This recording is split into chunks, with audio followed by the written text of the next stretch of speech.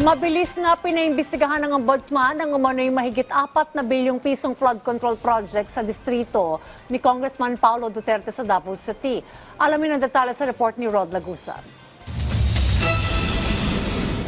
Hiniling ni ACT Teachers Party List Representative Antonio Tino sa Office of the Ombudsman na imbestigahan ng 4.4 billion pesos na halaga ng flood control projects sa kahabaan ng Davao at Matina River sa Davao City. Mula umano ito sa 80 kontrata ng flood control projects noong 2019 hanggang 2022 sa distrito ni Representative Paulo Duterte.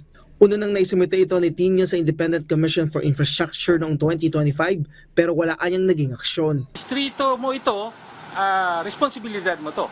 No? So kailangang maipaliwanag kung bakit merong mga ganitong anomalya na lumalabas. Hopefully ngayon ay ma-actionan ito ng ombudsman.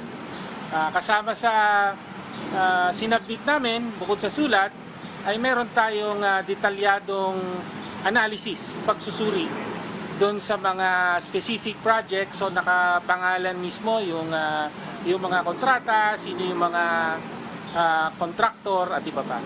Top contractor umano sa nasabing mga proyekto ang Genesis 88 Construction Incorporated na malapit umano sa mga Duterte na nakatanggap ng 10 kontrata na nagkakahalaga ng 713 million pesos.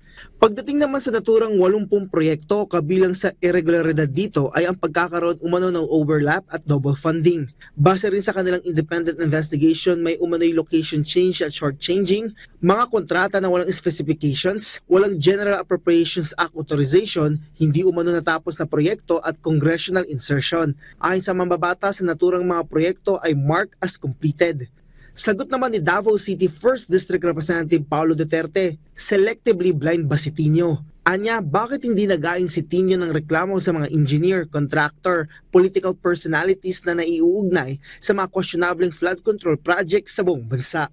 Rod Lagusad, para sa Pambansang TV sa Bagong Pilipinas.